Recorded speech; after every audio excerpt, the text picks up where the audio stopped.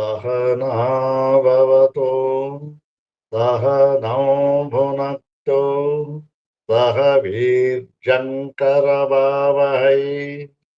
तेजस्विनावधीतमस्तु मा विद्विषावहै।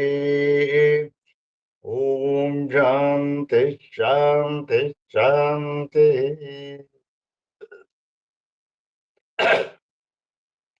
ॐ श्रुतिस्मृतिपुराणानाम् आलयं करुणालयं नमामि भगवत्पादं शङ्करं लोकशङ्करम् नमामि भगवत्पादशङ्करं लोकशङ्करम् वन्दे तं सच्चिदानन्दं यतिवर्यं महामतिम् वेदवेदान्तसारज्ञं सद्गुरुं प्रणतोऽस्म्यहम् सदाशिवसमारम्भाम् शङ्कराचार्यमध्यमाम् अस्मदाचार्यपर्यन्ताम् वन्दे गुरुपरम्पराम्।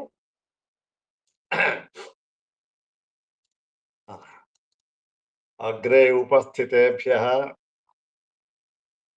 सर्वेभ्यो जिज्ञासुभ्यः भवद्भ्यः हार्दान् प्रणामान् समर्पयामि। ब्रह्मसूत्र शांकर भाष्ये तृतीयाध्याये तृतीये पादे एकसूत्रात्मकेऽस्मिन् पंचविंशतितमे कामाद्यधिकरणे अस्मिन् कामाद्यधिकरणे उपनिबद्धम् एकमात्रं सूत्रम् इदानीं द्विवारं पठित्वा सूत्रार्थं तद्भाष्यभागं च यथाचार्यानुग्रहं विचारयामः। इदं सूत्रं पादादितः एकोनचत्वारिंशं सूत्रम् पादादितः एकोनचत्वारिंशं सूत्रम् अस्मिन् अधिकरणे उपनिबद्धम् एकमात्रं सूत्रम्। सर्वाग्रे शंकर भगवत् पूज्यपादानां प्रशस्ति श्लोकमेकं पठित्वा तेषां पादारविन्दयोः शिरसा प्रणिपत्य अनुग्रहं च प्राप्य प्रकृतम् एकोनचत्वारिंशं सूत्रं तद्भाष्यभागं च तदवशिष्टभाष्यभागं च यथाचार्यानुग्रहं विचारयामः। सर्वाग्रे शंकर भगवत् पूज्यपादानां प्रशस्ति श्लोकमेकं द्विवारं पठामः। ओम प्रचंड पाखंड विखंडनोद्यतम् त्रयीशिरोर्थ प्रतिपादने रतम् बुधैर्नुतम् योगी मुनीन्द्र सेवितम् नमामि तम् शंकर देशिकं ततम्। ओम प्रचंड पाखंड विखंडनोद्यतम् त्रयीशिरोर्थ प्रतिपादने रतम् बुधैर्नुतम् योगी मुनीन्द्र सेवितम् नमामि तम् शंकर देशिकं ततम् नमामि तम् शंकर देशिकं ततम्। अथ श्रीमच्छंकर भगवतः कृतौ शारीरकमीमांसा भाष्ये तृतीये साधनाध्याये तृतीये पादे एकसूत्रात्मकं पंचविंशं कामाद्यधिकरणम्। ओम ಕಾಮಾದೀತರತ್ರ ತತ್ರ ಚಾಯತನಾದಿಭ್ಯಃ ಓಂ ಕಾಮಾ ಓಂ ಕಾಮಾದೀತರತ್ರ ತತ್ರ ಚಾಯತನಾದಿಭ್ಯಃ ಕಾಮಾದಿ ಗುಣಜಾತಂ ಇತರತ್ರ ಚ ತತ್ರ ಉಕ್ತಾನ್ ಧರ್ಮಾನ್ ಇತರತ್ರ ಚ ಉಪಸಂಹರ್ತವ್ಯಂ ಯತಃ ಆಯತನಾದಿಭ್ಯಃ ಹೇತುಭ್ಯಃ ಕಾಮಗಳೇ ಮುಂತಾದ ಗುಣ ಸಮೂಹಗಳನ್ನು ಎಲ್ಲಿ ಇದನ್ನು ಹೇಳಿದ್ದಾರೆ, ಕಾಮ ಅಂತಂದ್ರೆ ಏನು ಅವೆಲ್ಲ ವಿಚಾರ ಮಾಡಿದ್ದಾಯಿತು.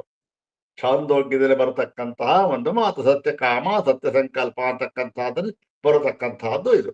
ಕಾಮ ಅಂದ್ರೆ ಸತ್ಯ ಕಾಮ ಅಂತದ್ದು ಮುಂತಾದ ಗುಣ ಸಮೂಹಗಳನ್ನ ಮತ್ತೊಂದು ಕಡೆಯಲ್ಲಿಯೂ ಅಂದ್ರೇನು ಬೃಹದಾರಣ್ಯಕದಲ್ಲಿಯೂ ಕೂಡ ಇದೇ ಉಪಾಸನೆಯನ್ನ ಹೇಳಿದ್ದಾರೆ. ಅಲ್ಲಿಯೂ ಕೂಡ ಅಲ್ಲಿ ಸತ್ಯಕಾಮ ಅಂತಕ್ಕಂಥದ್ದು ಹೇಳಿಲ್ಲ. ಅಲ್ಲಿ ಇನ್ನೊಂದು ಗುಣವನ್ನ ಹೇಳಿದ್ದಾರೆ, ಸರ್ವಸ್ಯ ವಶಿ ಇರ್ತಕ್ಕಂತಹ ಒಂದು ಗುಣವನ್ನ ಅಲ್ಲಿ ಹೇಳಿದ್ದಾರೆ.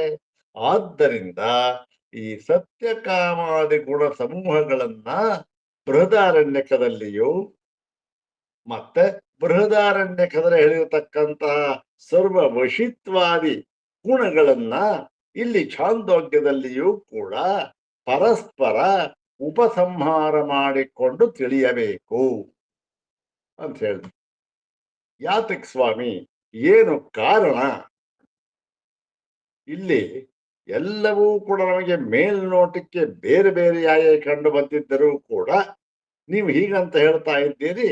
ನೀವು ಕೊಡ್ತಾ ಇರ್ತಕ್ಕಂಥ ಕಾರಣ ಏನು? ಇದಕ್ಕೇನು ಕಾರಣ ಅಂತಂತಂದ್ರೆ ಆಯತನವೇ ಮುಂತಾದ ಕಾರಣಗಳಿರುವುದರಿಂದ ಆಯತನಾದಿಭ್ಯ ಅಂತ ಸೂತ್ರದಲ್ಲಿ ಹೇಳಿದ್ರು. ಅಂದ್ರೇನು? ಆಯತನ ಮುಂತಾದ ವಿಷಯಗಳಲ್ಲಿ ಎರಡರಲ್ಲೂ ಕೂಡ ಸಮಾನತ್ವ ನಮಗೆ ಕಾಣ್ತಾ ಇದೆ. ಸಮಾನತ್ವ ಅಂದ್ರೆ ಒಂದೇ, ಸಾಮಾನ್ಯ ಅಂದ್ರೆ ಒಂದೇ. ಆಯತನವೇ ಮುಂತಾದ ಗುಣಗಳು ಎರಡೂ ಕಡೆಗಳಲ್ಲಿ ಸಮಾನವಾಗಿ ನಮಗೆ ತೋರಿ ಬರುತ್ತಿವೆ. ಆದ ಕಾರಣದಿಂದ ಆಯತನ ಅದಿಂದ್ರೇನು ಅದು ಹೇಳ್ತಲ್ಲ. ಆಯತನ ಅಂತಂದ್ರೆ ಆಯತನ ಮತ್ತೆ ಈ ಧರ್ಮ ಮತ್ತೆ ಈ ಒಂದು ಸಾಮಾನ್ಯ ಸಂಬಂಧ ಅಂತಕ್ಕಂಥದ್ದು ಇವನ್ನೆಲ್ಲ ಹೇಳ್ತೀವಲ್ಲ, ನಮಗೆ ಸಮಾನವಾಗಿ ಕಂಡು ಬರುತ್ತೆ. ಆದ್ದರಿಂದ ಇದನ್ನ ಪರಸ್ಪರ ಉಪಸಂಹಾರ ಮಾಡಿಕೊಂಡು ತಿಳಿಯಬೇಕು ಅಂತ ಹೇಳ್ತೀವಿ. ಸರಿ ಆಯ್ತು ಸ್ವಾಮಿ, ಈಗ ನೀವು ಹೀಗೆ ಹೇಳಿಬಿಟ್ಟು ಏನಾಯ್ತು ಗೊತ್ತಾ ಸ್ವಾಮಿ, ನೀವೇ ಸಿಕ್ಕಾಕೊಂಡ್ಬಿಟ್ರಿ. ಓಹೋ, ಇದೇನಿದು ಈ ತರ ಹೇಳ್ಬಿಟ್ಟು ನೀವೇ ಸಿಕ್ಕಾಕೊಂಡ್ಬಿಟ್ರಿ ಸ್ವಾಮಿ ಅಂತ ಇದ್ದಲ್ಲ, ಏನರ್ಥ ಇದು ಅಂತಂದ್ರೆ, ಅಲ್ಲ ಸ್ವಾಮಿ, ನಿಮ್ಮ ಒಂದು ಸಿದ್ಧಾಂತ ಏನು? ಈ ಮೋಕ್ಷ ಕೈವಲ್ಯ ಅಂತಕ್ಕಂಥದ್ದು ಜ್ಞಾನವೊಂದರಿಂದ ಮಾತ್ರ ಸಾಧ್ಯ, ಜ್ಞಾನವಲ್ಲದೆ ಬೇರಾವುದರೂ ಕೂಡ ನೇರವಾಗಿ ಸಾಧನವಾಗುವುದಿಲ್ಲ ಹೀಗೆಂಬುದಾಗಿ ಈ ವೇದಾಂತಗಳು ಹೇಳ್ತಾ ಇವೆ. ಮತ್ತೆ ಎಲ್ಲ ವೇದಾಂತ ವಾಕ್ಯಗಳು ಕೂಡ ಈ ಒಂದು ಬ್ರಹ್ಮದಲ್ಲಿಯೇ ಸಮನ್ವಿತವಾಗುತ್ತಿವೆ, ಏಕಮೇವ ದ್ವಿತೀಯವಾದ ಪರಂ ಬ್ರಹ್ಮದಲ್ಲಿ ಅಂತ ಹೇಳಿದ್ರಿ. ಏನಂತ ಹೇಳಿದ್ರಿ? ಯಾವುದು ಕೂಡ ಬೇರೆ ಕಾರಣವಿಲ್ಲ ಜ್ಞಾನವನ್ನನ್ನು ಬಿಟ್ಟು. ಜ್ಞಾನಮೇಕಂ ಮುಕ್ತ್ವಾ ಕ್ರಿಯಾಯ ಗಂಧ ಮಾತ್ರಸ್ಯಾಪಿ ಪ್ರವೇಶ ಇಹ ನೋಪಪದ್ಯತೆ. ಏನ್ ಸ್ವಾಮಿ ಇಷ್ಟೊಂದು ದೃಢವಾಗಿ ಹೇಳ್ಬಿಟ್ಟೆ. ಗಂಧ ಮಾತ್ರಸ್ಯಾಪಿ, ಕ್ರಿಯೆ ಅಲ್ಲ, ಕ್ರಿಯೆ ಗಂಧವೂ ಕೂಡ ಸುಳಿಯುವ ಹಾಗಿಲ್ಲ ಇದ್ರ ಹತ್ರ ಅಂತ ಹೇಳ್ಬಿಟ್ರಲ್ಲ. ಈಗೇನಾಯ್ತು? ನೀವು ಎರಡು ಕಡೆನೂ ಕೂಡ ಉಪಸಂಹಾರ ಮಾಡಿ ತಿಳಿಯಬೇಕು ಅಂತ ಅಂದಾಗ ಏನ್ ಸ್ವಾಮಿ, ಛಾಂದೋಗ್ಯದಲ್ಲಿ ಹೇಳಿರ್ತಕ್ಕಂಥದ್ದು ಸಗುಣ ವಿದ್ಯೆ, ಮತ್ತೆ ಬೃಹದಾರಣ್ಯಕದಲ್ಲಿ ಹೇಳಿರ್ತಕ್ಕಂಥ ಅದನ್ನೇ ಅದೇನಾಗಿದೆ, ಅದು ನಿರ್ಗುಣ ವಿದ್ಯೆಯಲ್ಲಿ ಅದರಲ್ಲಿ ಗುಣಸಹಿತವಾಗಿ ಹೇಳಿದ್ದಾರೆ, ಇಲ್ಲಿ ಗುಣರಹಿತವಾಗಿ ಹೇಳಿದ್ದಾರೆ. ನಿಮ್ಮ ಸಿದ್ಧಾಂತ ಏನು? ಪರಮಾತ್ಮ ಪರಬ್ರಹ್ಮ ಅಂತಕ್ಕಂಥದ್ದು ಅಶಬ್ದಮತ್ಪರ್ಶವರೂಪಮವ್ಯಯಂ ಯತ್ತದದ್ರೇಶಮಗ್ರಾಹ್ಯಂ ಅಗೋತ್ರಮವರ್ಣಂ ಅಚಕ್ಷುಶ್ರೋತ್ರಂ ತದಪಾಣಿಪಾದಂ. ನೇತಿ ನೇತಿ ಯಾವುದಕ್ಕೆ ನೇತಿ ನೇತಿ ಇದು ನಿಮ್ಮ ಸಿದ್ಧಾಂತ. ಹಾಗಿರೋವಾಗ ಅದನ್ನ ನಾವು ತಿಳ್ಕೊಂಡ್ರೆ ಮೋಕ್ಷ ಸಿಕ್ಕುತ್ತೆ ಅಂತಕ್ಕಂಥ ನೀವು ಹೇಳಿದ್ರೆ ನ್ಯಾಯ. ಈಗ ಹೇಳ್ತಾ ಇದ್ದೀರಿ ಅದನ್ನು ಯಾವುದನ್ನ ಆ ಗುಣ ಸಹಿತವಾಗಿ ಹೇಳಿರುವ ಒಂದು ಬ್ರಹ್ಮ ಇದೆಯಲ್ಲ ಅದನ್ನು ಕೂಡ ಇಲ್ಲಿ ಉಪಸಂಹಾರ ಮಾಡಿಕೊಂಡು ಅಂದ್ರೆ ಅದರಿಂದ ಮೋಕ್ಷ ಅಂತ ಆಯ್ತಲ್ಲ ಸ್ವಾಮಿ. ನೀವ್ ಹೀಗೆ ಹೇಳ್ಬಿಟ್ಟು ನೀವೇ ಸಿಕ್ಕಾಕೊಂಡ್ಬಿಟ್ರಿ. ಅಲ್ಲಿಗೆ ಏನಾಯ್ತು, ನೀವ್ ಇದನ್ನ ಹೇಳಬಾರ್ದಾಗಿತ್ತು. ಆ ಗುಣಸಹಿತವಾದ ಸಗುಣ ಬ್ರಹ್ಮವನ್ನ ಇಲ್ಲಿ ತರಬೇಕು ಅಂತ ಹೇಳಬಾರ್ದಾಗಿತ್ತು. ಯಾಕೆ ತರಬೇಕು?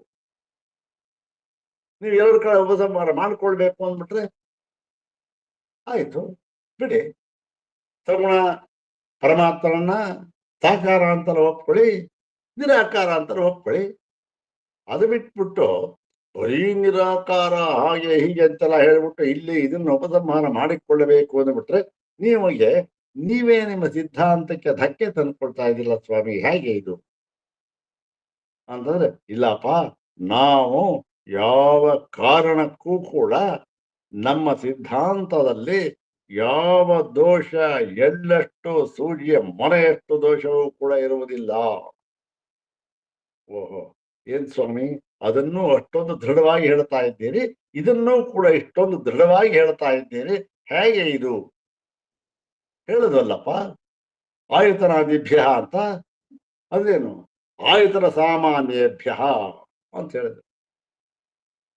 ಆಯ್ತು ಸ್ವಾಮಿ, ಆಯತನ ಸಾಮಾನ್ಯ ಹೇಗೆ ಹೇಳಿ ಅಂತ ಹೇಳಿದ್ರು ಎಲ್ಲ ಆಯ್ತು, ತೀರ್ಮಾನ ಆಯ್ತು. ಈಗ ಏನ್ ಹೇಳ್ಬೇಕು?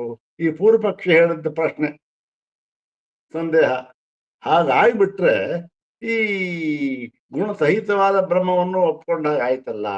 ಅಥವಾ ಗುಣಸಹಿತವಾದ ಬ್ರಹ್ಮವನ್ನ ಉಪಾಸನೆಯೋ ಏನೋ ಮಾಡಿದ್ರು ಕೂಡ ಮೋಕ್ಷ ಅಂತ ಆಗ್ಬಿಡ್ತಲ್ಲ. ಅದಕ್ಕೆ ಉತ್ತರ ಹೇಳಬೇಕು. ಅದಕ್ಕೆ ಈ ಭಾಗದಲ್ಲಿ ಹೇಳ್ತಾ ಇದ್ದಾರೆ ಭಗವತ್ಪಾದ ಶಂಕ ಎಲ್ಲಷ್ಟೂ ಕೂಡ ಸಂದೇಹಕ್ಕೆ ಆಸ್ಪದವೇ ಕೊಡೋದಿಲ್ಲ ಆಚಾರ್ಯರು. ಒಂದು ಸಣ್ಣ ಸಂಶಯ ಬರಬಹುದು ಅಂತ ತೋರಿದರೂ ಕೂಡ ಅದಕ್ಕೂ ಕೂಡ ಸಮರ್ಪಕವಾದ ಸಮಾಧಾನವನ್ನ ಹೇಳ್ತಾರೆ.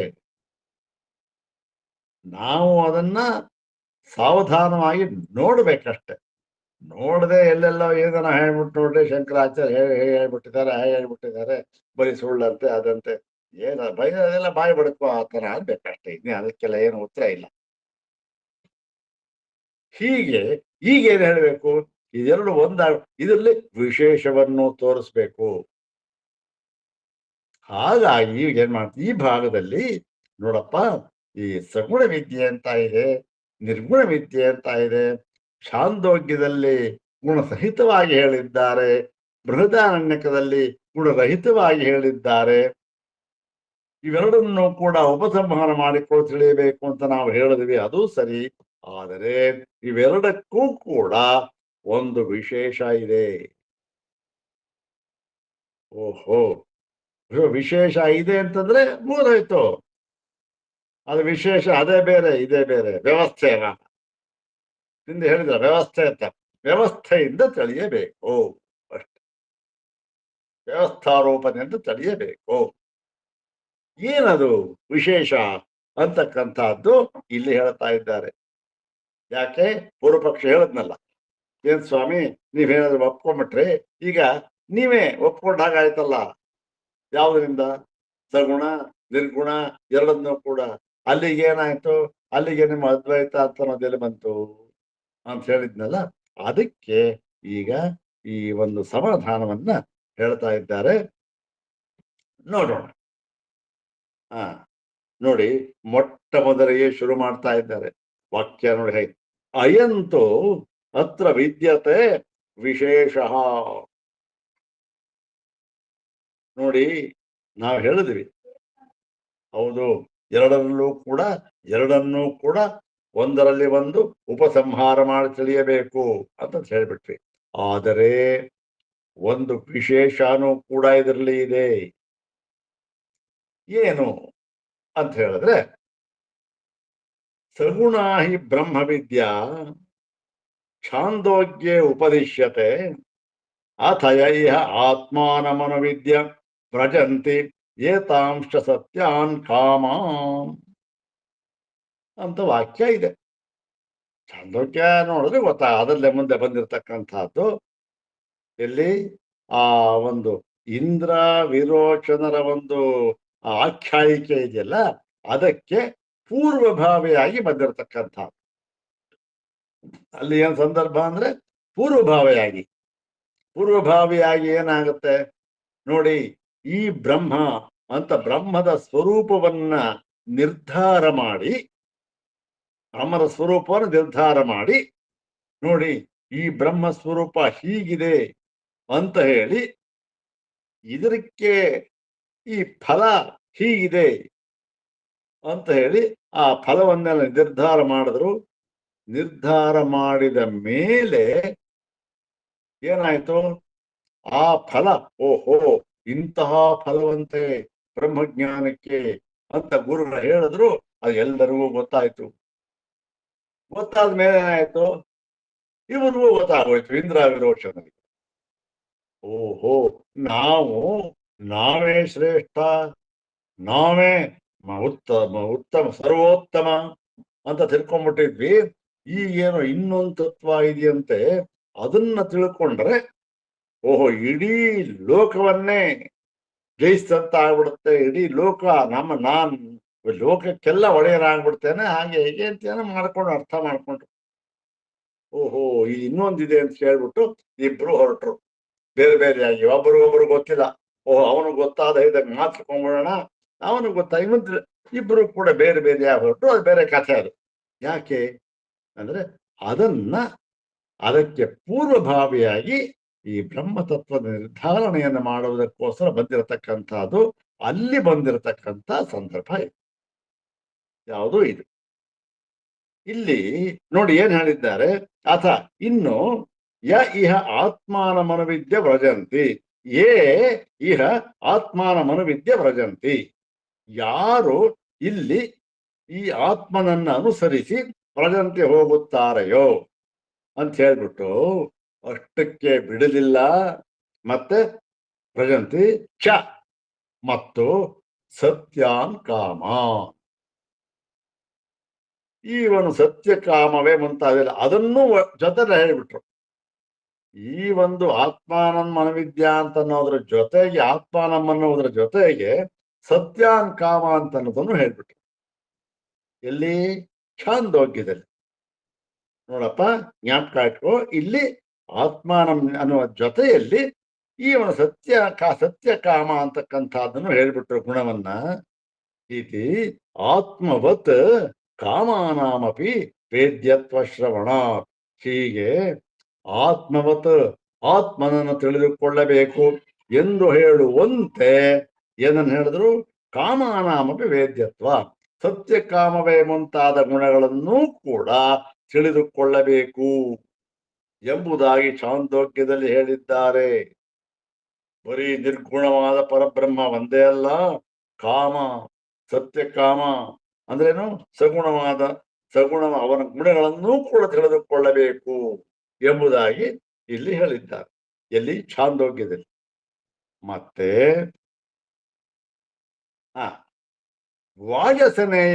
ವಾಜಸನೇಯಕೇತು ತು, ಆದರೆ ವಾಜಸನೇಯಕದಲ್ಲಿ ಅದೇನು ಬೃಹದಾರಣ್ಯಕದಲ್ಲಿ ಏನಾಗಿದೆ, ಹಿಂದೆ ಛಾಂದೋಗ್ಯದಲ್ಲಿ ಹೀಗೆ ಸತ್ಯಕಾಮ ಮುಂತಾದವುಗಳನ್ನು ತಿಳಿಯಬೇಕು ಅಂತ ಆತ್ಮ ಜೊತೆಯಲ್ಲೇ ಹೇಳ್ಬಿಟ್ಟಿದ್ದಾರೆ. ಏನದು? ಸಗುಣವನ್ನಾಗಿ ಗುಣ ಸಹಿತವಾಗಿ ತಿಳಿದುಕೊಳ್ಳಬೇಕು ಅಂತ. ಮತ್ತೆ ವಾಜಸನೇಯಕ್ಕೆ ಬೃಹದಾರಣ್ಯಕದಲ್ಲಿ ಆದರೋ ಏನ್ ಹೇಳಿದ್ದಾರಲ್ಲಿ, ನಿರ್ಗುಣಮೇವ ಪರಂಬ್ರಹ್ಮ ಉಪದೇಶಮಾನಂ ದೃಶ್ಯತೆ, ಅಲ್ಲಿ ಯಾವ ಗುಣಗಳ ಸಾಂಗತ್ಯವೂ ಇಲ್ಲದ ಕೇವಲ ನಿರ್ಗುಣವಾದ ಕೇವಲವಾದ ಪರಬ್ರಹ್ಮವನ್ನೇ ಅಲ್ಲಿ ಹೇಳಿರುವುದು ನಮಗೆ ಕಂಡು ಬರುತ್ತದೆ. ಉಪದೇಶ ಮಾಡಿರುವುದು ಕಂಡು ಬರುತ್ತದೆ ಎಲ್ಲಿ ಬೃಹದಾರಣ್ಯಕದಲ್ಲಿ.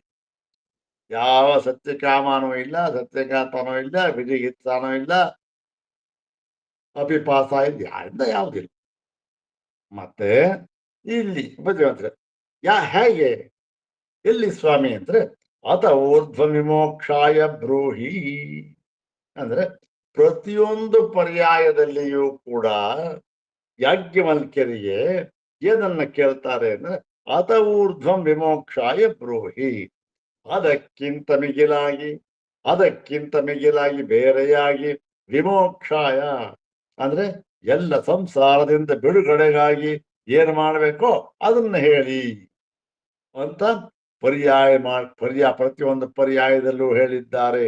ಅತ ಊರ್ಧ್ವ ವಿಮೋಕ್ಷಾಯ ಬ್ರೂಹಿ ಅಂತ ಹೇಳಿ ಅದನ್ನ ತೀರ್ಮಾನ ಮಾಡಿ ಅಲ್ಲಿ ಬ್ರಹ್ಮನ ಸ್ವರೂಪವನ್ನ ನೋಡಪ್ಪ, ಯಾವ ಈ ಗುಣ ವಿಶೇಷಗಳನ್ನು ಕೂಡ ಉಳ್ಳಂತಹ ಧರ್ಮ ಅಲ್ಲ, ಉಳ್ಳಂತಹ ಬ್ರಹ್ಮ ಅಲ್ಲ.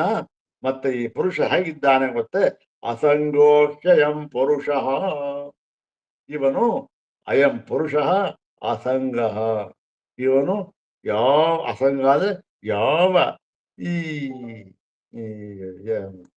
ಸಂಘ ಅಂದ್ರೆ ಅದರ ಒಂದು ಜೊತೆ, ಅದರ ಸೇರುವಿಕೆ ಯಾವುದರಲ್ಲಿಯೂ ಕೂಡ ಇವನು ಸೇರಿಲ್ಲ, ಯಾವುದರಲ್ಲೂ ಸೇರಿಸೋ ಹಾಗಿಲ್ಲ, ಯಾವುದಕ್ಕೂ ಇವನ ಜೊತೆಯಲ್ಲಿ ಯಾವುದು ಇರೋ ಹಾಗಿಲ್ಲ. ಮತ್ತೆ ಅಸಮವಯ ಪುರುಷ ಅಂತ ಹೇಳಿ ಇತ್ಯಾದಿ ಪ್ರಶ್ನೆ ಪ್ರತಿವಚನ ಸಮನ್ವಯ. ಹೀಗೆ ಪ್ರಶ್ನೆ ಕೇಳ್ತಾರೆ, ಬೇರೆ ಬೇರೆ ವಿದ್ವಾಂಸರು ಬಂದಿರ್ತಾರಲ್ಲ ಎಲ್ಲ ಕೇಳ್ತಾರೆ.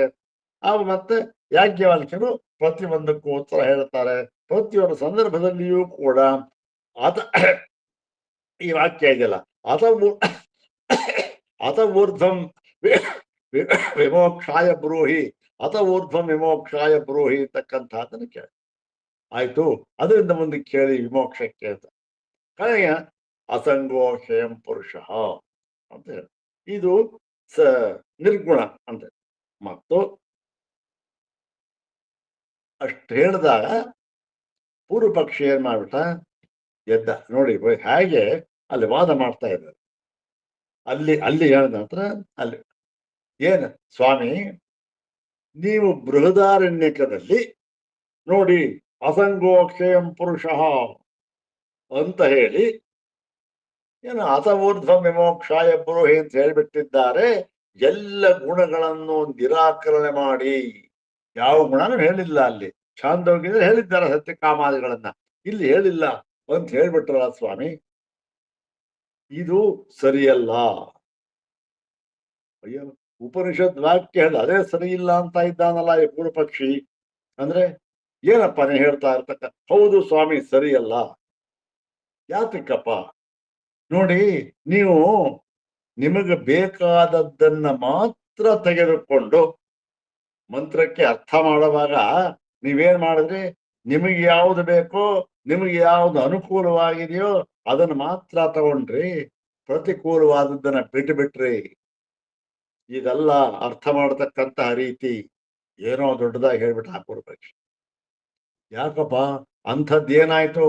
ಯಾವುದನ್ನ ಬಿಟ್ವಿ ನಾವು? ಏನು ಪಕ್ಷಪಾತ ಮಾಡಿದ್ವಿ ಅಂದ್ರೆ ಹೇಳ್ತಾನೆ ಇವಾಗ ನೋಡಿ, ವಶಿತ್ವಾದಿ ಗುಣ ಅಲ್ಲೇನಿದೆ ಬೃಹದಾರಣ್ಯಕದಲ್ಲಿ ಹೇಳ್ಬಿಟ್ಟು ಸರ್ವಸ್ಯ ವಶಿ ಅಂತ ಇದೆ. ಈ ಸರ್ವಸ್ಯ ವಶಿ ಅಂತಕ್ಕಂಥದ್ದು ಏನ್ ಸ್ವಾಮಿ? ಅದು ಗುಣ ಅಲ್ವಾ? ಅದು ಎಲ್ಲರನ್ನೂ ಕೂಡ ತನ್ನ ವಶದಲ್ಲಿ ಇಟ್ಟುಕೊಳ್ಳುವವನು ಅಂದ್ರೆ ಅದು ಗುಣ ಅಲ್ವಾ ಸ್ವಾಮಿ? ಹೇಳೇ ಇಲ್ಲ, ಏನು ಹೇಳೇ ಇಲ್ಲ. ಹಾಗೆ ಹೀಗೆ ಛಾಂದೋಗ್ಯದಲ್ಲಿ ಮಾತ್ರ ಗುಣವನ್ನ ಹೇಳಿದ್ದಾರೆ, ಇಲ್ಲಿ ಹೇಳಿಲ್ಲ. ಆದ್ದರಿಂದ ಇದು ಅಂತ ಹೇಳ್ಬಿಟ್ರಲ್ಲ, ಇದು ಸರ್ವಸ್ಯ ವಶಿ ಅಂತ ಹೇಳಿದ್ದಾರಲ್ಲ. ಓ ನೋಡಿ, ಎಷ್ಟು ಸೂಕ್ಷ್ಮವಾಗಿ ಪರಿಶೀಲಿಸಿ ವಿಚಾರ ಮಾಡ್ತಾ ಇದ್ದಾರೆ. ಹೇಳಿದ್ದಾರಲ್ಲ ಸ್ವಾಮಿ ವಶಿ ಅಂತ ಅಂದ್ರೆ, ಹೌದಪ್ಪ, ಅದಕ್ಕೆ ಹೇಳಿದ್ದಾರೆ. ಅದನ್ನ ನೀನು ಕೇಳ್ತಾ ಇದೀಯೇ ನೋಡಿ, ಹೇಳ್ತಾ ಇದ್ದೀವಿ ಇವಾಗ. ಅದು ಯಾಕೆ ಗೊತ್ತ ಹೇಳಿದ್ದಾರೆ? ಅಷ್ಟನ್ನ ನೀನು ತಿಳಿದುಕೊಳ್ಳುವಷ್ಟು ನಿನಗೆ ಒಂದು ಸಹನೆ ಆಗಲಿ ಸಾಮರ್ಥ್ಯವಾಗಲಿ ಇಲ್ಲ. ಎರಡರಲ್ಲಿ ಯಾವುದಿದೆಯೋ ಗೊತ್ತಿಲ್ಲ ನಮಗೆ. ಇಲ್ಲ ಸಹನೆ ಇಲ್ವೋ, ಇಲ್ಲ ನಿನ್ನ ಸಾಮರ್ಥ್ಯವೇ ಇಲ್ವೋ ಗೊತ್ತಿಲ್ಲ. ಇವತ್ತಿಗೂ ಅದೇ ಆಗಿರೋದು. ಎಲ್ಲ ವಾದ ಮಾಡ್ತಾ ಇದ್ದಾರಲ್ಲ, ಅವ್ರಿಗೆ ಇಲ್ಲ ಸಹನೆ ಅಂತ ಇರೋದಿಲ್ಲ, ಇಲ್ಲ ಸಾಮರ್ಥ್ಯ ಇರೋದಿಲ್ಲ ಅಷ್ಟೆ. ವಾಕ್ಯಗಳನ್ನ ಅರ್ಥ ಮಾಡಿಕೊಳ್ತಕ್ಕಂಥ ಸಾಮರ್ಥ್ಯ ಇರೋದಿಲ್ಲ ಏನು ಹೇಳ್ತಾರೆ. ಇರ್ಲಿ, ಏನಾಗುತ್ತೆ ನೋಡಪ್ಪ, ಈ ವಶಿತ್ವಾದಿತು ತಸ್ತುತ್ಯರ್ಥಮೇವ ಗುಣಜಾತಂ ವಾಜತನೇಯಕ್ಕೆ ಸಂಕೇತ್ಯತೆ. ಯಾವುದಕ್ಕೆ? ಈ ವಶಿತ್ವಾದಿ ಗುಣ ಸರ್ವಸ್ಯ ವಶಿ ಅಂತ ಹೇಳಿದ್ದಾರಲ್ಲ, ಅದು ಬಂದಿರೋದು ಛಾಂದೋಗ್ಯದಲ್ಲಿ ಹೇಳಿರುವಂತೆ. ಅಲ್ಲಿ ಏನ್ ಹೇಳಿದ್ದಾರೆ? ಈ ಒಂದು ಆತ್ಮ ಅಂತ ಹೇಳಿ ಅದನ್ನೂ ತಿಳಿಯಬೇಕು, ಮತ್ತೆ ಈ ಗುಣ ಸಮೂಹಗಳನ್ನು ತಿಳಿಯಬೇಕು ಅಂತ ಆತ್ಮನಿಗೆ, ಅದಕ್ಕೆ ಪರ್ಯಾಯವಾಗಿ ಆತ್ಮನಿಗೆ ಪ್ಯಾರದಲ್ಲಾಗಿ ಸಮಾನವಾಗಿ ಆ ಗುಣಧರ್ಮಗಳನ್ನು ಹೇಳಿದ್ದಾರೆ. ಅಲ್ಲಿ ಏನಾಗಿದೆ? ಆತ್ಮನಿಗೆ ಸಮಾನವಾಗಿ ಗುಣಧರ್ಮಗಳನ್ನು ಹೇಳಿದ್ದಾರೆ. ಆತ್ಮನನ್ನೂ ತಿಳಿದುಕೊಳ್ಳಬೇಕು, ಇದನ್ನೂ ತಿಳಿದುಕೊಳ್ಳಬೇಕು. ಪರಮಾತ್ಮನ ಸ್ವರೂಪ ಏನು, ಇಂಥವನು ಕಂಡಿಯವನು, ಓ ಏನು ಸಕಲ ಗುಣ ಐಶ್ವರ್ಯ ಸಂಪನ್ನ ಅಂತ ತಿಳಿಬೇಕು. ಅದು ಮುಖ್ಯ ಅಂತ ಹೇಳಿದ್ದಾರಲ್ಲಿ. ಆದರೆ ಇಲ್ಲಿ ಯಾವ ಅರ್ಥದಲ್ಲಿ ಹೇಳಿದ್ದಾರೆ ಗೊತ್ತೇನಪ್ಪ? ಅರ್ಥವನ್ನ ನಾವು ಮಾಡುವಾಗ ಅದರ ಸಂದರ್ಭ ಏನು, ಪ್ರಕರಣ ಏನು, ಹಿಂದೆ ಹೇಳಿದ್ದಾರೆ, ಮುಂದೆ ಏನ್ ಹೇಳಿದ್ದಾರೆ, ಅದಕ್ಕೆಲ್ಲ ಹೊಂದುವಂತೆ ಅರ್ಥ ಮಾಡಬೇಕು. ಒಂದು ಪದದ ಅರ್ಥ, ಅದಕ್ಕೆ 6 ಲಿಂಗ ಹೇಳಿದ್ದಾರೆ. ಏನು ಉಪಕ್ರಮ, ಉಪಸಂಹಾರ ಮುಂತಾದವುಗಳು ಹೇಳಿದ್ದಾರೆ. ಇದನ್ನೆಲ್ಲ ಯೋಚನೆ ಮಾಡಬೇಕು. ಅದನ್ನೆಲ್ಲ ಯೋಚನೆ ಮಾಡಿದ್ರೆ ಏನು ಗೊತ್ತಾಗತ್ತಪ್ಪ? ಇದು ಕೂಡ ಏನು ಆ ಒಂದು ಆತ್ಮನಿಗೆ ಸಮಾನವಾಗಿ ಇಲ್ಲಿ ಹೇಳಿಲ್ಲ, ಮತ್ತೆ ಆ ಆತ್ಮನನ್ನೇ ಸ್ತುತಿಸುವುದಕ್ಕಾಗಿ ಹೇಳಿದೆ. ಅವನ ಹೆಚ್ಚುಗಾರಿಕೆಯನ್ನು ಹೇಳುವುದಕ್ಕಾಗಿ ಈ ವಶಿ ಇರ್ತಕ್ಕಂಥದ್ದು ಬಂದಿದೆ ಅಷ್ಟೇ ಹೊರತು ಇದು ಗುಣವಲ್ಲವೇ ಅಲ್ಲ ಅಂತ ಹೇಳಿ. ಓಹೋ, ಅಲ್ಲಿ ಏನಾಯ್ತು? ಸರಿ ಹೋಯ್ತಲ್ಲ. ಹೇಳ್ತಾ ನೋಡಿ, ವಶಿತ್ವಾದಿತು ತತ್ ಸ್ತುತ್ಯರ್ಥಮೇವ. ತತ್ ಅಂತಂದ್ರೆ ಏನು? ತತ್ ಅಂತಂದ್ರೆ ಆ ನಿರ್ಗುಣತ್ವವನ್ನೇ, ನಿರ್ಗುಣವಾದ ಪರಬ್ರಹ್ಮವನ್ನೇ, ನಿರ್ಗುಣಂ ಬ್ರಹ್ಮ ಸ್ತುತ್ಯರ್ಥಂ, ಆ ನಿರ್ಗುಣ ಬ್ರಹ್ಮದ ಸ್ತುತ್ಯರ್ಥವಾಗಿ ಹೇಳಿದೆ ಹೊರತು ಬ್ರಹ್ಮಕ್ಕೆ ಸಮಾನಾಂತರವಾಗಿ ನೋಡಿ ಈ ಗುಣವನ್ನು ಹೇಳಿದ ವಶಿತ್ವ ಅಂತಕ್ಕಂಥದ್ದನ್ನು ಹೇಳಿಲ್ಲ. ಕೇವಲ ಸ್ತುತ್ಯರ್ಥವಾಗಿ ಅಷ್ಟೇ ಇರ್ತಕ್ಕಂಥದ್ದು ಒಂದೇ ಒಂದು ತತ್ವ. ರಾಮನಿಗೆ ಬೇಕಾದಷ್ಟು ಗುಣಗಳು, ಅಂದ್ರೆ ಅಷ್ಟೊಂದು ರಾಮ ಇದ್ದಾನೆ ಅಂತ ಅರ್ಥನ? ಬಲಶಾಲಿಯಾದ ರಾಮ ಅವನೊಬ್ಬ ರಾಮ ಕಣ್ರಿ, ಏಕಪತ್ನಿ ವ್ರತಸ್ಥ ರಾಮ ಇವನೊಬ್ಬ ರಾಮ ಕಣ್ರಿ ಅಂತ ಹೇಳಕ್ಕಾಗತ್ತೇನ್ರಿ? ಏನಪ್ಪಾ ಪೂರ್ವಪಕ್ಷಿ, ಏನು ಎಷ್ಟು ವಿಶೇಷಣ ಇದೆ. ಅದು ಸ್ತುತ್ಯರ್ಥವಾಗಿ ರಾಮನಿಗೆ ಹೇಳಿದ್ದದು. ಒಬ್ಬನೇ ರಾಮ. ಇಲ್ಲೂ ಅಷ್ಟೇ, ಎಷ್ಟಾದರೂ ಹೇಳು ನೀನು. ಏನು ಅವನು ಸ್ತುತ್ಯರ್ಥವಾಗಿ ಹೇಳಿದ್ರೆ ಎಂದಾಗ ಪರಮಾತ್ಮ ಒಬ್ಬನೇ. ಆ ಸ್ತುತ್ಯರ್ಥವಾಗಿ ಹೇಳಿದ್ದು ಯಾರು? ಯಾರು ಹೇಳ್ತಾರೋ ಅವರಿಗೆ ಮಾತ್ರ ಸಂಬಂಧಪಟ್ಟಿದ್ದು. ಬೇರೆಯವರದನ್ನು ಒಪ್ಪೋದು ಬಿಟ್ಟು ಬಿಡ್ಬೋದು. ಅದು ತತ್ವ ಆಗಿದೆ, ನಿರ್ಗುಣವಾದದ್ದು. ಯಾರು ಏನ್ ಬೇಕಾದ್ರೂ ಹೇಳಬಹುದು, ಹೌದ್ ತಾನೆ? ಹಾಗಾಗಿ ಇಲ್ಲಿ ಯಾವ ದೋಷವೂ ಕೂಡ ಇಲ್ಲ. ಇದು ಹೇಗೆ ಗೊತ್ತಾಗುತ್ತೆ? ಸ್ತುತ್ಯರ್ಥವಾಗಿ ಹೇಳಿದ್ದಾರೆ ಅಂತ ಹೇಳ್ಬಿಟ್ರಲ್ಲ ಸ್ವಾಮಿ, ಇದು ಹೇಗಿದು? ಅದನ್ನು ಸ್ವಲ್ಪ ಹೇಳಿ ನಮಗೆ. ಸ್ವಲ್ಪ ಈಗ ಪೂರ್ವಪಕ್ಷಿ ಎಲ್ಲ ಸಂದೇಹನ ನಿವಾರಣೆ ಆಯ್ತು. ಯಾಕೋ ಇದೊಂದು ಸಂದೇಹ ಉಳ್ಕೊಂಡ್ಬಿಡ್ತಲ್ಲ ಸ್ವಾಮಿ. ಏನು ಅಂದ್ರೆ, ಹೀಗೆ ನೀವು ಇದು ಸ್ತುತ್ಯರ್ಥವಾಗಿ ಇದನ್ನ ಸ್ತುತಿ ಎಂಬುದಾಗಿ ಅರ್ಥ ಮಾಡಬೇಕು ಅಂತ ಹೇಳಿದ್ರೆ, ಇದಕ್ಕೇನು ಉಪೋದ್ಬಲಕ? ಇದಕ್ಕೆ ಯಾವುದು ಪ್ರಮಾಣ? ಇದಕ್ಕೆ ಯಾವುದು ಆಧಾರ ಅಂತ ಹೇಳಿದ್ರೆ ಅದನ್ನು ಕೇಳ್ದ. ಆಯ್ತಪ್ಪ, ಅದನ್ನ ಹೇಳ್ತೇವೆ ಅಂದ್ರೆ, ತಥಾಚ ಉಪರಿಷ್ಟಾತ್ ಸಯೇಷನೇತಿನೇತ್ಯಾತ್ಮ ಇತ್ಯಾದಿನ ನಿರ್ಗುಣಮೇವ ಬ್ರಹ್ಮ ಉಪಸಂಹರತಿ. ನೋಡಪ್ಪ, ಯಾಕೆ ಗೊತ್ತೇನು? ಇಲ್ಲಿ ಈ ಪ್ರಕರಣವನ್ನ ಯಾವುದರಿಂದ ಯಾವ ರೀತಿ ಉಪಸಂಹಾರ ಮಾಡಿದ್ದಾರೆ ಅಂತನ್ನುವುದನ್ನು ನೋಡು. ಈ ಪ್ರಕರಣವು ಯಾವ ರೀತಿ ಉಪಸಂಹೃತವಾಗಿದೆ ಎನ್ನುವುದನ್ನ ನೋಡು ಅಂತ. ಅವನು ಕೂಡ ಮಹಾ ವಿದ್ವಾಂಸ, ಅವನು ಗುರುಪಕ್ಷಿ. ಓಹೋ, ಹೌದಲ್ಲ ಸ್ವಾಮಿ, ಎಲ್ಲಿದೆ ನೇತ್ಯಾತ್ಮ ಅನ್ನೋದ್ರಲ್ಲಿ ಉಪಸಂಹಾರವಾಗಿದೆ. ಹೌದ್ ತಾನೆ? ಉಪಕ್ರಮ ಏನಾಗಿತ್ತು? ಉಪಕ್ರಮನೂ ಅಷ್ಟೇನೆ. ಯಾವುದರಲ್ಲಿ? ಈ ಒಂದು ನೇತಿ ಯಾವ ಗುಣ ಸಮೂಹದ ಸಂಘವು ಇಲ್ಲ, ಅಸಂಗೋಹ್ಯಂ ಪುರುಷ ಎಂಬುದಾಗಿ ಉಪಕ್ರಮವಾಗಿತ್ತು, ಉಪಕ್ರಮಿಸಿದ್ದರು. ಮತ್ತೆ ತಯೇಶ ನೇತ್ಯಾತ್ಮ ಎಂಬುದಾಗಿ ಉಪಸಂಹಾರವನ್ನ ಮಾಡಿದ್ದಾರೆ. ಅಲ್ಲಿಗೇನು ಉಪಕ್ರಮ ಮತ್ತೆ ಉಪಸಂಹಾರ ಎರಡಕ್ಕೂ ಕೂಡ ಏಕವಾಕ್ಯತೆ ಅಂತಕ್ಕಂಥದ್ದು ಇದೆ. ಇದು ಶಾಸ್ತ್ರ. ಹೀಗಾಗಿ ಉಪಕ್ರಮ, ಉಪಸಂಹಾರ, ಲಿಂಗ ಇವೆಲ್ಲವೂ ಕೂಡ ಅವೆಲ್ಲ ನೋಡಿದಾಗ ಈ ಎಲ್ಲ ಲಿಂಗಗಳಿಂದಲೂ ಕೂಡ ಏನ್ ಅರ್ಥ ಆಗುತ್ತೆ ನಮಗೆ? ಇದು ಈ ವಶಿ, ಸರ್ವಸ್ಯ ವಶಿ ಇರ್ತಕ್ಕಂಥದ್ದು ಕೇವಲ ಈ ಒಂದು ಪರಮಾತ್ಮ ಅಂತ ಇದ್ದಾನಲ್ಲ, ಪರಬ್ರಹ್ಮ ಅಂತ, ಇವನ ಸ್ತುತ್ಯರ್ಥಮೇವ. ಸ್ತುತಿಗಾಗಿ, ಸ್ತುತಿ ಎಷ್ಟಿರ್ಬೋದು? ಅವರವರಿಗೆ ಅವರವರ ತಕ್ಕಂತೆ ಎಷ್ಟು ಬೇಕಾದ್ರೂ ಇರ್ಬೋದು. ರಾಮನನ್ನ ನನಗೆ ಎಷ್ಟು ನನ್ನ ಶಕ್ತಿ, ಕವಿತಾ ಶಕ್ತಿ ಇದೆಯೋ ಅಷ್ಟು ನಾನು ವರ್ಣನೆ ಮಾಡ್ತೇನೆ ಗುಣವನ್ನು ಹಾಕಿ. ನಿಮಗೆ ಎಷ್ಟು ಕವಿತಾ ಶಕ್ತಿ ಇದೆಯೋ ನೀವು ವರ್ಣನೆ ಮಾಡ್ತೀರ, ಅಷ್ಟು ಅದಕ್ಕೆ ಏನಂದೆ. ಆದರೆ ರಾಮ ಒಬ್ಬನೇ, ಹೌದಾನೆ ಅಂತ ಹೇಳಿ ಇದೇನು ಸಯೇಷ ನೇತಿ ಆತ್ಮ ಇತ್ಯಾದಿನ ನಿರ್ಗುಣಮೇವ ಬ್ರಹ್ಮ ಉಪಸಂಹರತಿ. ಇಲ್ಲಿ ನಿರ್ಗುಣಂ ಬ್ರಹ್ಮ ಉಪಸಂಹರತಿ. ಬ್ರಹ್ಮವನ್ನ ನಿರ್ಗುಣವನ್ನಾಗಿ ಬ್ರಹ್ಮವನ್ನ ಹೇಳಿ ಉಪಸಂಹಾರ ಮಾಡಿದ್ದಾರೆ.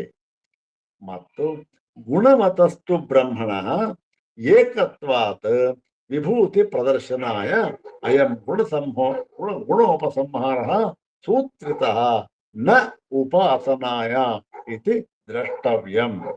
ಈ ಒಂದೊಂದು ವಾಕ್ಯವನ್ನು ಕೂಡ ನಮಗೆ ಹಿಂದಿನ ಒಂದು ಜ್ಞಾನ, ಹಿಂದೆ ಏನ್ ಅರ್ಥ ಮಾಡ್ಕೊಂಡಿದ್ದೀವಿ ಅದೆಲ್ಲ ಇದು ಅಪೇಕ್ಷಿಸುತ್ತೆ. ಹೀಗಾಗಿ ನಾವು ಹಿಂದಿನ ಕೆಲವು ಮರ್ತೋ ಏನೋ ಮಾಡಿದ್ರೆ ಅದು ಸರಿ ಹೋಗೋದಿಲ್ಲ.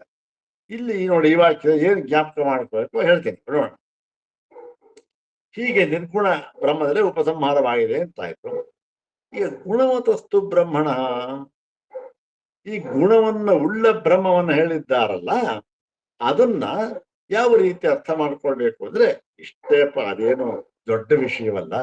ಏನು ಬ್ರಹ್ಮಣ ಏಕತ್ವಾತ್, ಹೀಗೆ ಎಲ್ಲ ಎಷ್ಟೇ ಗುಣಗಳನ್ನ ಹಾಕಿದರೂ ಕೂಡ ಆ ಗುಣಿ ಇದ್ದಾನಲ್ಲ, ನೀವ್ ಆಗ್ತಕ್ಕಂಥ ಅವನು ಯಾರು? ಅವನು ಒಬ್ಬನೇ ಆಗಿದ್ದಾನೆ. ಏಕತ್ವ, ಅದು ಒಬ್ಬನೇ.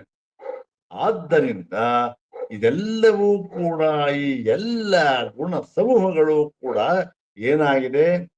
ಆ ಒಂದು ಏಕಮೇವಾದ್ವಿತೀಯವಾದ ಪರಬ್ರಹ್ಮದ ಅಥವಾ ಏಕಮೇವಾದ್ವಿತೀಯನಾದ ಪರಮಾತ್ಮನ ವಿಭೂತಿ ಪ್ರದರ್ಶನಾಯ ಅಯಂ ಗುಣೋಪಸಂಹಾರ. ಕೇವಲ ವಿಭೂತಿ ಅಂದ್ರೇನು? ಅವನ ಹೆಚ್ಚುಗಾರಿಕೆ, ಅವನ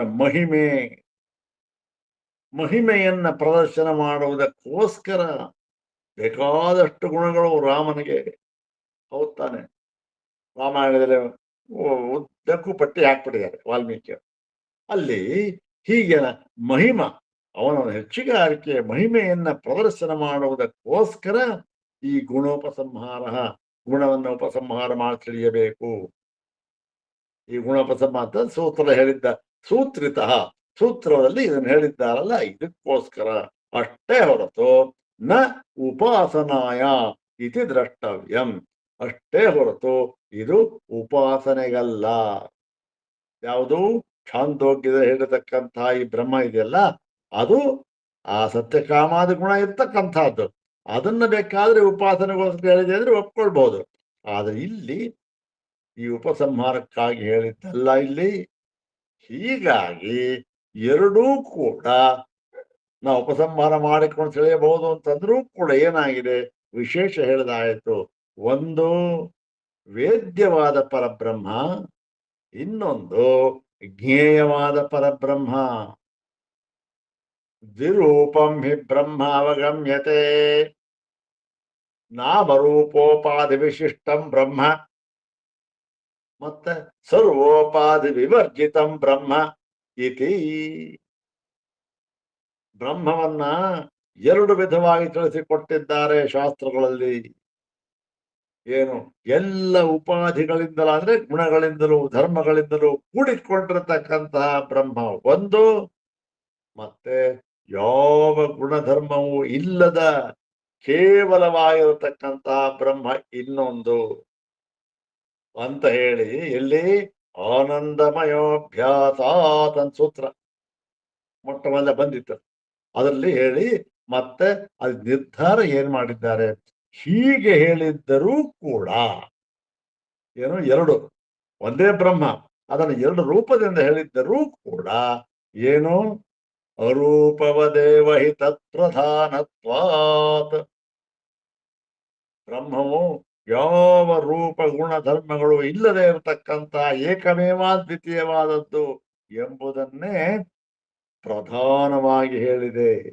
ಮತ್ತು ಇದನ್ನ ಹೇಳಿರ್ತಕ್ಕಂಥದ್ದು ಅಧಿಕಾರಿ ಭೇದದಿಂದ ಮತ್ತೆ ಉಪಾಸನೆಗೋಸ್ಕರ ಹೇಳಿದ್ದಾರೆ. ಇಲ್ಲೂ ಅದೇನೆ ಉಪಾಸನೆಗೋಸ್ಕರ ಅಲ್ಲಿ ಹೇಳಿದ್ದಾರೆ. ಆದ್ರೆ ಇಲ್ಲಿ ಹೇಳಿರ್ತಕ್ಕಂಥ ತೀರ್ಮಾನ ಮಾಡಿದ್ ನಾವು ಉಪಾಸನೆಗೋಸ್ಕರ ಅಲ್ಲ ಎಂಬುದಾಗಿ ನಾವು ತಿಳಿಯಬೇಕು ಅಂತ ಹೇಳಿದ್ರು.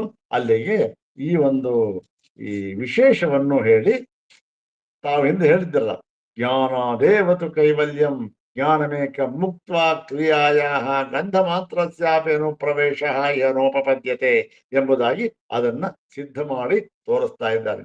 ನೋಡಪ್ಪ, ನಮ್ಮ ಸಿದ್ಧಾಂತ ಒಂದೇ. ನಾವು ಯಾವತ್ತೂ ಕೂಡ ಸಾಧ್ಯವಿಲ್ಲ ಬೇರೆಯಾಗೋದಕ್ಕೆ. ಯಾಕೆ ಬೇರೆಯಾಗೋ ಇದ್ದಿರ್ತಾನೆ, ಬೇರೆ ಇನ್ನೊಂದು ಅಂತ ಇದ್ದಿರ್ತಾನೆ ಏನು ಅಂತ ಹೇಳಿ ತಾವು ಅದನ್ನ ಸಮರ್ಥನೆ ಮಾಡಿ ತೋರಿಸ್ಕೊಟ್ರು ಆಚಾರ್ಯರು. ಒಂದು ಸಣ್ಣ ವಿಚಾರ, ಒಂದು ಈ ಆಷಾಢ ಮಾಸ ಇದು ಈ ಗುರು ಪೂರ್ಣಿಮೆ ವ್ಯಾಸ ಪೂರ್ಣಿಮೆ ಅಂತಕ್ಕಂಥದ್ದು ಗುರುಮಾಸ ಅಂತಾರೆ.